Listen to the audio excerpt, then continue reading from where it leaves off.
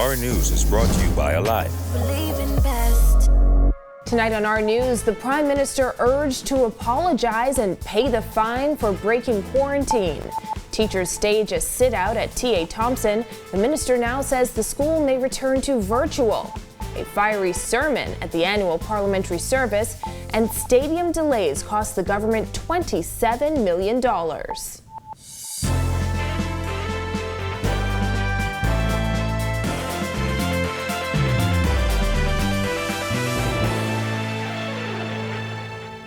Welcome to Our News, and thanks for joining us. I'm Christina Dragovich.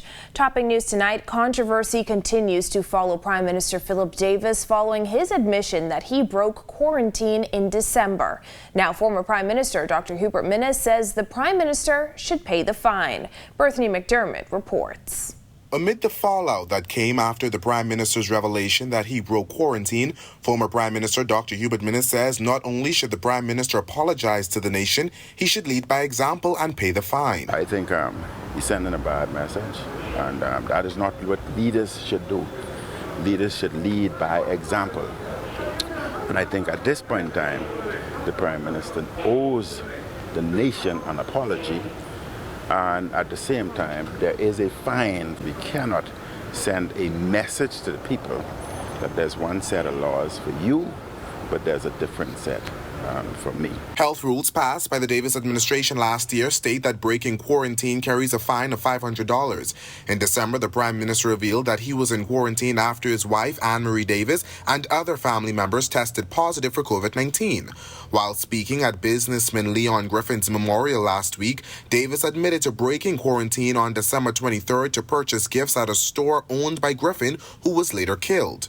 Minnis says while some are trying to spin a different narrative, there is no question that Davis knew he shouldn't have been out. In an admission, he obviously knew that it was wrong because he wanted to enter the store when it was empty and via a side door and nobody would see him. So if nobody sees you, then obviously you know that something wrong. We sought to find out from the Prime Minister if he intends to apologize. This was his response. Response to him and people about breaking quarantine?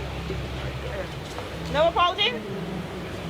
Now, following that bombshell revelation by the Prime Minister, there were members of the Free National Movement who called for him to resign. Today, Dr. Minnis contradicting his fellow F&M colleagues, saying he doesn't think the situation warrants a resignation. I am a former Prime Minister, and I have to analyze everything from its perspective. We have laws. We have regulations for breaking quarantine. And the laws are, one, it's a ticketing process, civil. And he must pay the fine. And he must apologize. I don't think it warrants the level of resigning. On Tuesday, Health and Wellness Minister Dr. Michael Darvals contradicted the PM's version of events when he charged that Davis stopped at the store before his quarantine began. Today, he said he had no further comment on the matter. Well, I have no more comments. I already made my statement, and that's final. I have no more comments on that. Please contact the Office of the Prime Minister. Reporting for Our News, I'm Bethany McDermott. Well, the return to school getting off to a bumpy start at T.A. Thompson Junior High School, where teachers staged a sit-out this morning in protest of working conditions. Megan Shepard reports.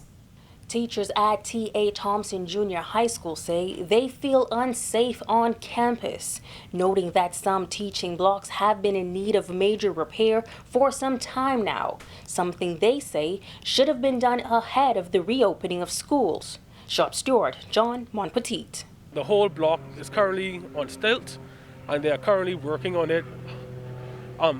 As we were told, they were currently working on it. Right now, they have put us in other sections of the school, and we don't feel safe. Why? Because we don't have sufficient bathrooms for the teachers and students. There isn't sufficient space for teachers and for instructional learning. Also, there is poor ventilation in a few of the classrooms. To further compound the safety issue, Monpetit says the school does not have sufficient bathrooms, and they have been dealing with a water issue for years, both factors raising major health concerns. The section in which they want to teach us in, it's just a little bit more clustered compared to the main block, where literally all of the bathrooms are for the students. And with COVID still, and Omicron variant still being the most dominant variant, and with our water issues, with the history of water problems, it's just a no for us at this moment. Montpetit says the teachers collectively believe that the reopening of this campus should have been delayed. District Steward William Ingram adding that he has been informed that the repairs could take weeks. They say teachers are prepared to sit out for as long as necessary. Hopefully the administration team would get a word back to us in terms of the moving on of this week. We are online, virtual, we have our work posted, there's assignments there, PowerPoints there, notes there, and we will continually do that to prepare for our students until the matter is resolved.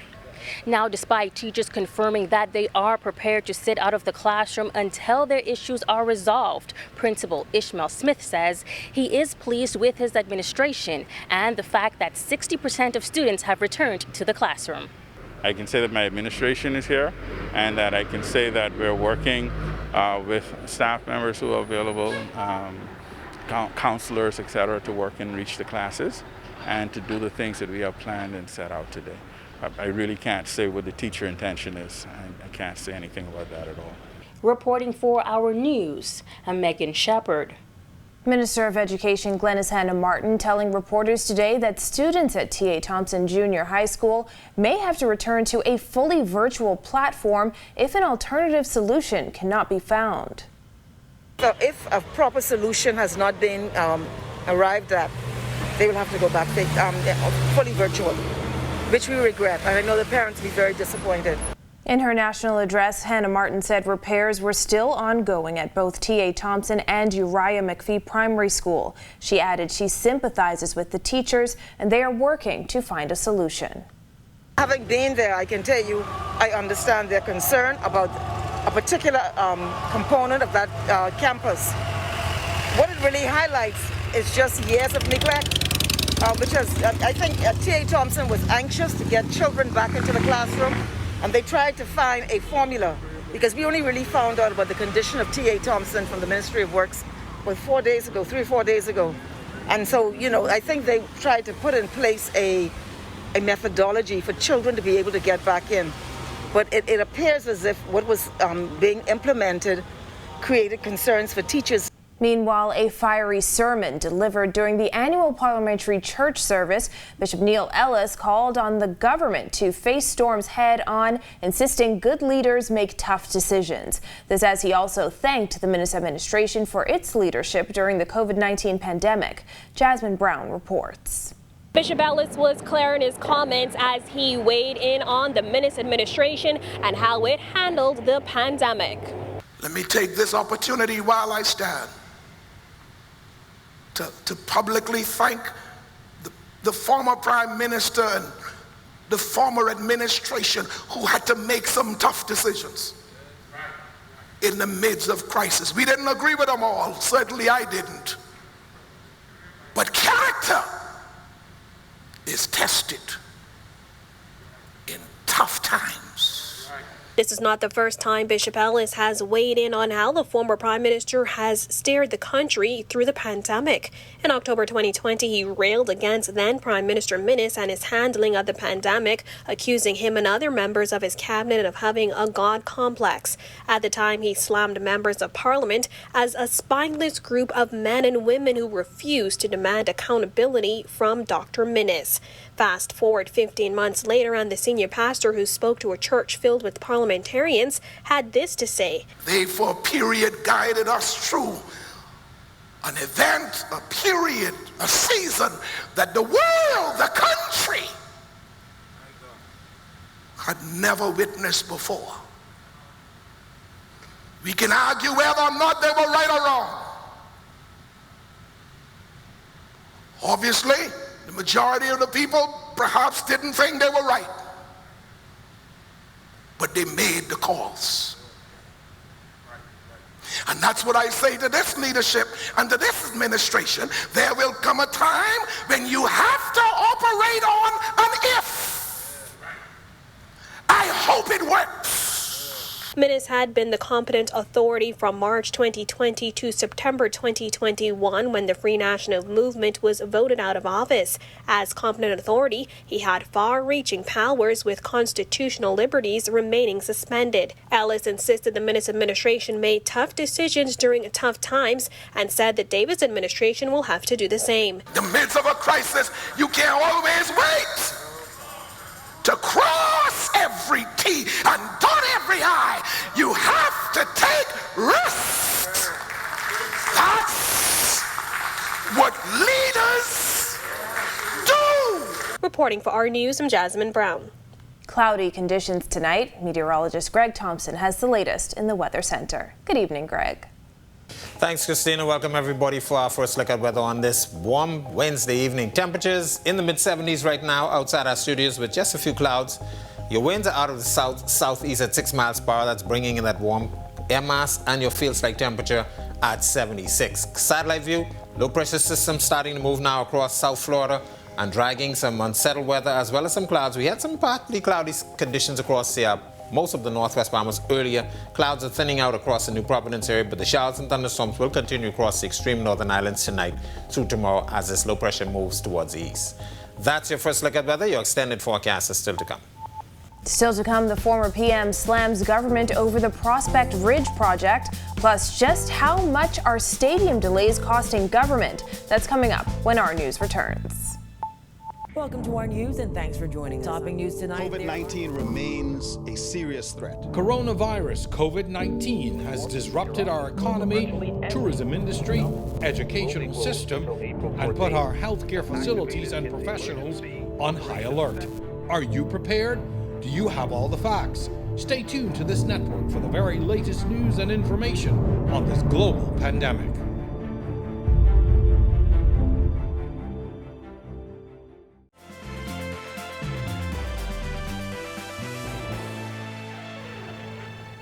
Delays on the new Andre Rogers Baseball Stadium have cost the government over $27 million, according to Public Works Minister Alfred Sears. He tells parliamentarians the delays have been due to the project being extended over 38 months and 3 VAT periods, causing the need for additional funding, labor, and material, not to mention incomplete drawings and a change in the lead contractor. Madam Speaker, the demand for the stadium is manifest. And we have $27 million sitting on the ground, lying dormant for 4 years. Work on the stadium began in 2016 and was initially set to be completed the next year at a cost of $21 million. The stadium, once complete, is set to be up to Major League Baseball standard. Sears says if Wosley Construction were allowed to complete the work, there would have been many beneficial opportunities, and now more money is needed to complete it. Additional funding will be required to complete the stadium in the amount of $31,349,566.28, and this is inclusive of that. In other news, the possibility that the Prospect Ridge project may be scrapped by the Davis administration isn't sitting well with former Prime Minister Dr. Hubert Minnis. He called it unfortunate, vowing to ensure the opportunity remains available for young Bahamians. I will do all I can to ensure that that and similar property goes into the hands of the young people for upliftment. The 40,000, we probably would have dropped that. We would have dropped it, especially with the inflation and the cost of living increasing. We would have dropped the 40 to a even lower price. So that is still my dream. That is still my passion. I will monitor that to ensure that it remains with the Crown. On Tuesday, Housing Minister Jo Beth Colby Davis said the matter is before Cabinet, but the technical team has advised government to abandon the project. The Minnis administration said the project would allow young professionals to acquire land. We had discussions with the banks. There were 1,500 individuals applied. 900 of them had already been approved by the financial sector for excess of $200,000, and the land is theirs. When our news returns, candidates make their final pitch ahead of local government elections. And Buddy Hield and the Kings dismantled in Boston. The details straight ahead. Welcome to our news and thanks for joining us. Topping news tonight. COVID-19 remains a serious threat. Coronavirus COVID-19 has disrupted our economy, tourism industry, educational system, and put our healthcare facilities and professionals on high alert. Are you prepared? Do you have all the facts? Stay tuned to this network for the very latest news and information on this global pandemic.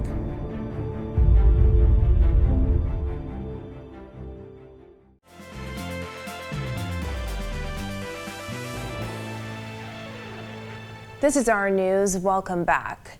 In just one day, thousands of voters will cast their ballots in local government elections, and Central Grand Bahama candidates are making their final pitch. Megan Shepard reports. Councillor Fraser Gibson is seeking a third term to serve in the City of Freeport Council. She says not only has she completed a number of successful initiatives throughout the communities, but there are still projects in the pipeline she is seeking to bring to fruition. She adds that if re-elected, she plans to raise more awareness of the importance of having a strong local government council. Education is important about local government. It brings us closer to the people. That's what local government is. It's as local government. And so you work hand in hand with your member of parliament so that you can reach the needs of the people in a more timely fashion. Running mate and candidate Marco Carey says he believes he stands on a record of bringing results to the community for the past 6 years. We had little infrastructure from a local government standpoint, including the fixing of the street signs in Wellington, Pender, the street signs in Sunrise Subdivision, and the street signs Malibu Reef and in Imperial Park area. Because first of all, when I came in, we have no street signs in the areas. Persons were complaining ambulance service was coming down in areas and they couldn't find the corner where they're going to. Now over in East Grand Bahama, a newcomer is sharing his plans for that community. Oswald Ellis has a long history of serving behind the scenes for charitable organizations, and now he is seeking to serve in local government. He says since the passing of Hurricane Dorian, he has seen his community in a new light. We work together, and I think more so in the East than in other areas of Grand Bahama, because, like I said, because of the wide range of people, all of us realize that when hard times come, we're in it together, so that's how we work to solve our problems. If elected, Ellis says residents will have a council member who is committed to being their voice. I'm the type person, I'm not afraid to ask questions, even if it might sound stupid to someone else. If this is something that the people in my area want to know, I'm going to ask a question. Reporting for Our News, I'm Megan Shepard. Another loss for Buddy Hield and the Kings. Marcellus Hall has the details tonight in sports. Welcome to our sports, everybody. I'm Marcellus. We're on the road this week as one of our local softball teams travels to Florida to take part in a local tournament there, trying to stay active as the COVID has shut down play at home. Meanwhile, of course, Buddy Hield playing last night. Tell you how he did right now. Grand Bahama native Buddy Hield and his Sacramento Kings on the road taking on the Boston Celtics in Boston. Let's just say perhaps the Kings might have wanted to avoid this one because it got ugly real fast and didn't get much better. Boston Celtics jumping out to a big lead and they destroy the Sacramento Kings. 128-75 ends up being your final score. Not even close, as we said. Meanwhile, as for our guy Buddy, he played off the bench as usual, played 24 minutes in this one, 11 points, 5 rebounds, 1 assist, and a steal in the contest. If you're wondering about his shots from the floor, 4 of 14 shooting, not particularly a good night, just 28% in fact, and made just 3 of 9 of his three-point shots. Actually shot better from the three-point range than inside three, shot 33% from three-point range. Bottom line is the Kings take another loss as they continue to squalor their way through the regular season, going down, as we mentioned, once again, 128-75. Sacramento now falls to 18-31. They're 12th in the Western Conference. Meanwhile, as we told you yesterday, there's a young man that's intent on keeping sloop sailing alive and well. Working with the E-Class these days, young Mr. Ferguson says, you know, it's all about finding that first love. He talked about when he first discovered his love for building boats.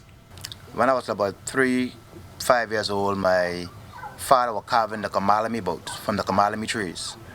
And he taught me how to carve it. But before that, every time he carved boat for persons, I will always sit down and break it up. And so he set me down and gave me a hatchet, and he taught me how to carve it. And before that, he had a boat called a White Lightning, a 6-footer. Was never beaten. And that was a kamalami boat, 6 feet long and about maybe more 3 feet wide. Very fast boat. And from there, I got into watching regattas. And I said one day I would like to build a regatta boat that I can go in and sail. Look at sports here on this Wednesday. I'm Marcellus Hall. Back to you. Thanks, Marcellus. Still ahead, the Bahamas Gospel Music Awards start the new year on a high note. Stay with us. Welcome to our news and thanks for joining us. Topping news tonight. COVID-19 remains a serious threat. Coronavirus COVID-19 has disrupted our economy, tourism industry, educational system, and put our healthcare facilities and professionals on high alert. Are you prepared? Do you have all the facts? Stay tuned to this network for the very latest news and information on this global pandemic.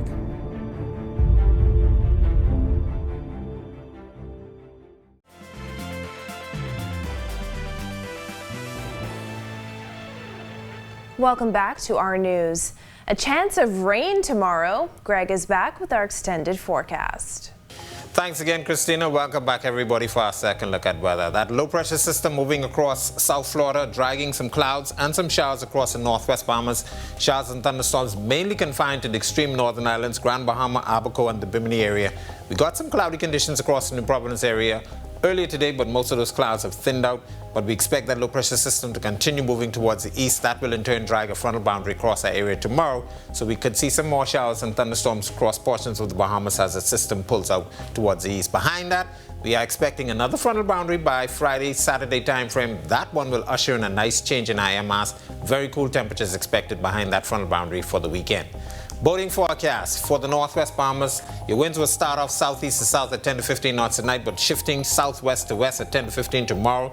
Seas 2 to 4 feet over the ocean. Low tide will be at 8:15 tonight. For the central and southeastern islands, the southeast to southerly flow at 10 to 15 knots. Your seas will be running 2 to 4 feet over the ocean. Here's a look now at your national forecast.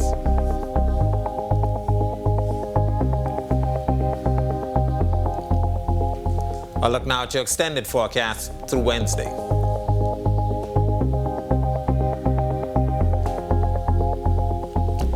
That's a look at our weather. Have a safe night, everybody. Back to you, Christina. Thanks, Greg. Well, submissions are open for the 2022 Bahamas Gospel Music Awards. CEO and executive producer Travis Edgecombe says submissions under the theme Legends will close on March 25th, and several award categories have been renamed.